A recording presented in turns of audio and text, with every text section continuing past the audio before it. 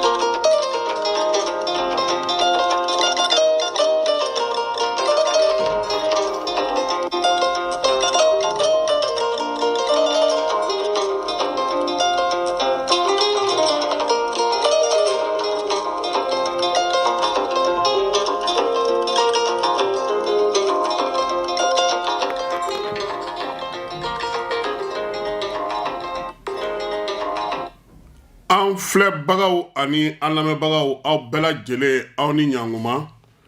bi ye kari ye tubabukalo tile 28 janvier kalo an bɛ ale la san 2024 kibaruya kelen pe o de b'an bolo bi tilegan in na kibaruya min ni ale bɛna don an ka tarikuw la kibaruya mun ni maa caman tun ye a laɲini jamana ninnu kɔnɔna na kibaruya min ni a binna bi tilegan in na nɛgɛ kanɲɛ 13 Burkina ale ni Mali kɔnɔna na nɛgɛ kanɲɛ 14 Nigerkaw olu fɛ yen kibaruya in ye sɛbɛn min ni Mali Burkina ani Niger olu y'u tɛgɛnɔ bila a la jamana ninnu 3 Mali ale ka kalekan o ye jamana kelen kuntilenna kelen diina kelen min ye Niger ka kalekan ye o ye badenya baara ale ni taaɲɛ ye Burkina ka kalekan o ye kelenya ɲɛta ale ni kiiri ye ni jamana 3 ko yaasa u ka se ka u ka hakilina n'u ka miirina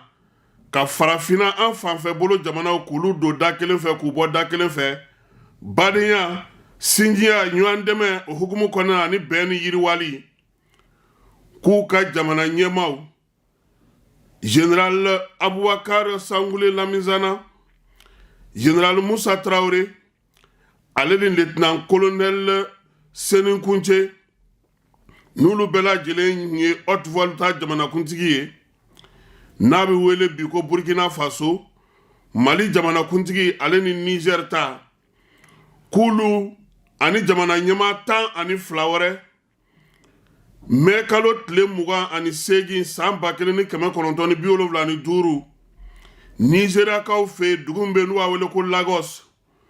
k'olu tun ye farafina ka kelenya tɔn sigi a bɛ fɔ min ma ko CEDEAO sɔrɔ ka se ka o yakubaya jamana ninnu ni ɲɔgɔn cɛ bi ko san 49 o sigili sen kan Mali jamanadenw Burkina taw ani Niger taw k'olu dusuma kasilen don olu nimisalen don olu jɔrɔlen don ka kɛ ni jɛkulu min n'o o sigira sen kan ko jɛkulu n'o tɔgɔ ye ko CEDEAO ko maa minnu y'a tu tigɛ ko olu y'a tu tigɛ ni miiriya min ye n'o ye farafina ka kelenya ye ko CEDEAO yɔrɔ janyana o la a mɛnna min ye CEDEAO ye ko ale bɛ ka baara kɛ bi ni maaw ka fɛn ye maa minnu n'olu ye diɲɛ magobatigiw ye ko CEDEAO yɛrɛ sigi kan k'a y'o bɛɛ lajɛlen janfa a sigira kun minnu kama k'a nana kɛ jugu ye ka ɲɛsin a yɛrɛ ka jamanadenw ma jamanaden minnu bɛ n'olu ka jamanakulu b'a kɔ jamana minnu bɛ n'olu ka jamanadenw b'a kɔnɔna na bi k'olu caman bɛ k'u yɛrɛ ɲininka n'o y'a sɔrɔ CEDEAO sigikun ye olu ka hɛrɛ ko ye ko min ye jɛkulu in ye n'o ye CEDEAO ye k'a tile kelen da kelen a ma deli ka dɛmɛ ta ka ɲɛsin jamanaw ma u yɛrɛ ka jamanaya baara hukumu kɔnɔna na ka kɛ ni nijuga wale ni banbaca wale kɛlɛli ye basigibaliya kɛlɛli ko o bɛɛ n'a ta ka fara o bɛɛ lajɛlen kan tuguni ko CEDEAO de y'a laɲini k'i bolo di maaw ma maa minnu bɛ yen bi ni olu bɛ ni jamana ninnu sigi u sen sabara kɔnɔ u ka yiriwali n'u ka ɲɛta k'o bɛɛ lajɛlen don ngalama na ko k'o ta k'o kɛ laɲiniw ye laɲini minnu bɛ yen bi no olu ye sanction ye n'u ye olu ta a tɛ kɛ sariya hakɛ kɔnɔna na a tɛ kɛ tilennenya hakɛ kɔnɔna na wa adamadenya hakɛ fosi tɛ a la ko wa ko a kɛra fana min ye hakili o ko ma baara kɛ a yɔrɔ la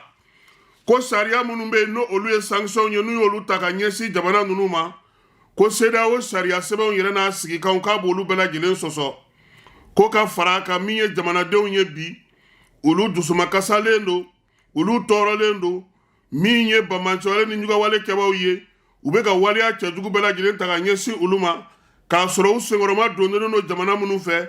o jamanaw ni CEDEAO bolo bɛ ɲɔgɔn bolo CEDEAO ɲɛmɔgɔw bɛ k'a ta olu ka dabada ma ko ka kɛ no o waleya in ye waleya min ni dɔ bɛ ka fara a kan su ani tile ni foyi tɛ ka bɔ a la ko Mali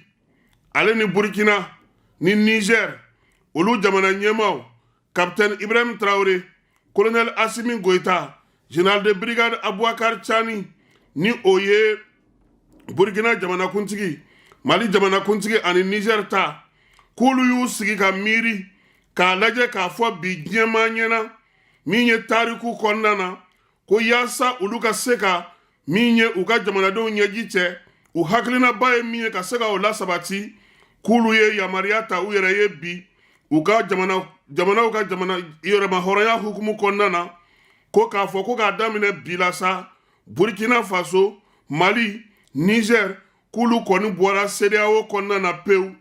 ko wa fana ko maa tɛ se k'a fɔ u ɲɛna k'a fɔ ko u ma u damakasiw kɛ ka kumaw kɛ yaasa CEDEAO ka se ka kala don i ɲɛna ka bɛn n'u ka ɲinifɛnw ye waleya in n'o ye sɛbɛn in ye sa ale fa sirila Burkinakaw fɛ yen Bamako ale ni Niamey bi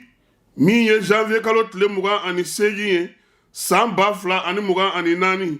maa minnu ye sɛbɛn in n'o y'u ka communiqué in tɛgɛnɔ bila Mali ministre Burkina ministre d'État ministre de la communication culture art and tourisme n'u ka fanga ka kumalasela don o ye sɛbɛn in tɛgɛnɔ bila min ye Nigerkaw tɔgɔ la ministre min bɛ chiffres ka ko kunna seko ni dɔnko ni farikolo ɲɛnajɛ ni fanga ka kumalasela don n'o o bɛ CNSP tɔgɔ la o ye sɛbɛn in tɔgɔnɔ bila n'o ye colonel Abdurahman Amadou ye ale ye sɛbɛn in tɛgɛnɔ bila Niger ale tɔgɔ la Mali tɔgɔ la sa maa min ye sɛbɛn in tɛgɛnɔ bila o ye ministre de l'administration territoriale ministre d'État porte-parole du gouvernement Ablaye Maïga ale de ye sɛbɛn in tɛgɛnɔ bila nin sɛbɛn in kɔfɛ sa an ye jateminɛ jumɛnw kɛ n'an bɛ se k'o fɔ teliyala sabula min ye baara in ye a cunna an ma se ka jateminɛliba kɛ Mali ni Burkina ni y'u ta k'u jateminɛ ani Niger u kɔni jɛra k'a fɔ bi k'u sen tɛ fiyewu CEDEAO la CEDEAO min ye jamanaw ye jamana minnu sigilen don bi an fanfɛ bolo fɛ u ye a kuma lase olu ma bataki kɔnɔna na n'i ye jamana saba in ta k'a lajɛ u bɛɛ lajɛlen bɛ cɛncɛn fo ka jamanaw kɔnɔna na min ye u ka ko taabolow ye olu caman ka surun ɲɔgɔn na degun min b'u bɛɛ lajɛlen ka bi o dɔnnen don wa min y'u ka jamanadenw ka laɲini ye furancɛla fanga ninnu k'u bɛ ka baara kɛ ni o de ye kosɛbɛ o de la Niger Mali Burkina u kɔni y'a jira k'a fɔ olu k'a daminɛ bi la sa CEDEAO kɔni olu y'u kɔ don a la wa n'i y'u ka ko ta k'a jateminɛ fana i b'a ye k'a fɔ degun minnu bɛ yen n'o ye bamancɛwale ni ɲugawale kɛbaw ye sɛgɛn min bɛ u ka jamanadenw kan CEDEAO ma fosi kɛ ka dɔ bɔ o la kuma tɛ min ye finitigiw ye olu nalen fanga la ni jamana ninnu kɔnɔ n'o y'a sɔrɔ o fanga ta daminɛna Mali la utukalo ale san 2020 min ye Burkina ta ye o kɛra san 2022 san Niger ta o kɛra san 2023 san CEDEAO ni jamana ninnu u dɛsɛra ka bɛn CEDEAO yɛrɛ ye fɛɛrɛ ni dabali bɛɛ lajɛlen tigɛ ka jamana ninnu min ye ɲangini ye k'o ta ka ɲɛsin u ma fo ka Mali yɛrɛ ka musakaw bɛɛ lajɛlen dulon Niger nana bila o minɛn kelen in kɔnɔna na k'a sɔrɔ n'i ye Burkina Faso ta k'a lajɛ u ma o degun lase o ma fo daniba bɔlen fanga la tuma min u ka sɔrɔ ka wulikajɔ daminɛ ko n'i ye jamana ninnu ta k'a lajɛ a bɛɛ lajɛlen CEDEAO bɛ mun ɲininkali k'u la kosɛbɛ o ye a ye taa kalata la a ye kalata kɛ yaasa maaw kana fanga la minnu tɛ sɔrɔdasi ye ko k'a sɔrɔ jamana ninnu kɔnɔna na bi dugudenw hakilina dugudenw bɛ baara kɛ ni hami min ye jɔrɔ min bɛ olu la ko CEDEAO tile kelen da kelen a ma kala don ɲina ka bɛn ni o ye ko n'i ye jamana ninnu ta k'a lajɛ u y'u tɛgɛ di ɲɔgɔn ma waati min septembre kalo tɛmɛnen k'a fɔ k'u ye AES sigi k'u ye baara caman de kɛ u ye labɛn caman de kɛ ka bila nin ko in ɲɛ yaasa don min na n'u bɛ bɔ u ka taa k'a sɔrɔ u ma degun sɔrɔ ko wa ko n'u bɛɛ ta k'u lajɛ bi u ye a daminɛ ni mun ye fɔlɔ u bɛɛ ye Faransi gɛn k'a ka sɔrɔdasiw gɛn fɛn o fɛn bɛ yen n'o bɛ Faransi tɔgɔ la u ka jamana kɔnɔ u y'olu gɛn n'i y'u ta k'u lajɛ tuguni u y'u ɲɛsin jamana min ma n'o bɛ k'u bɛɛ lajɛlen dɛmɛ bi kosɛbɛ o ye Irisilakaw ye finitigiko ta nasira fɛ yiriwaliko ta nasira fɛ ko hali kɔsa in na min ye Niger jamana ye olu bɔra Irisilakaw fɛ yen yaasa min ye yiriwali baaraw ye olu bɛ se ka kɛ maa caman bɛ ka ɲininkali caman kɛ an tɛna na se ka olu bɛɛ lajɛlen jaabi nka min kɔni ye maa ninnu ka jamana saba in kɔni ka bɔli ye ko a jalenba don u ka jamanadenw fanba ye nin waati in na min ye Mali ni Burkina ni Niger ye k'olu yɛrɛ tun y'a jira k'a fɔ ko kalata tɛ se ka k'u fɛ yen sabula degun bɛ yen ko Mali ta o kun kan ka fori février kalo nata in Burkina ta da yɛrɛ ma don o la kuma tɛ ko k'o kuma fɔ ko wa ko CEDEAO yɛrɛ tora sulusala la fo kunna siringo ale ma se ka taa Nigerkaw fɛ yen kuma tɛ anu ka sigi ka fɔ kɛ k'u ko k'u ma pankuru sɔrɔ ko pankuru ko gɛlɛya kɛra Niger o y'olu tɔ dusu bɛ kasi bi olu bɛ wuli ka jɔ min na o ye k'a fɔ k'u bolo di ɲɔgɔn ma yaasa sɔrɔ sira fɛ u bɛ se ka mun kɛ yiriwali sira fɛ u bɛ se ka min kɛ ka fara u ka finitigiw ta kan o bɛ se ka ɲɛ cogo min na an ye min sɔrɔ ani ka min bɛndɛgɛ bɔ nin waati in na o ye nin ye k'a fɔ aw bɛɛ lajɛlen ɲɛna sa min ye jamanadenw ka hakilina ye an y'a ye k'a fɔ mɔgɔ caman kɔni bɛ ka communiquéw ci ka na an ma an m'an sen don olu la fɔlɔ an m'olu walawala nka an bɛ se ka min fɔ nin waati in na o ye nin ye Mali Burkina Niger ko k'a daminɛ bi janvier kalo tile 28 san 2024 k'olu bɔra CEDEAO la pewu ni Ala sɔnna ma mun mana b'a ko tɔ kɔnɔ communiquéw an'an ka jateminɛw kɔfɛ an bɛ olu d'aw tulo kan a k'an bɛn ni Ala n'a kira sɔnna ma waati wɛrɛ pour que an ka se ka kunnafoni ninnu tɔ bɛɛ lajɛlen sinsin parce que an b'a dɔn fana k'a fɔ bi Coupe d'Afrique bɛ yen sɔɔni sisan min ye Guinée filaw bɛna na ɲɔgɔn sɔrɔ Guinée équatoriale ale ni La Guinée o ye 17h ye n'o banna ka bɔ yen min ye Égypte ye ale ni RD Congo bɛ ɲɔgɔn sɔrɔ o ndolati fila bɛɛ lajɛlen a b'olu sɔrɔ an ka bɔlɔlɔ siraw olu fɛ a k'an bɛn waati wɛrɛ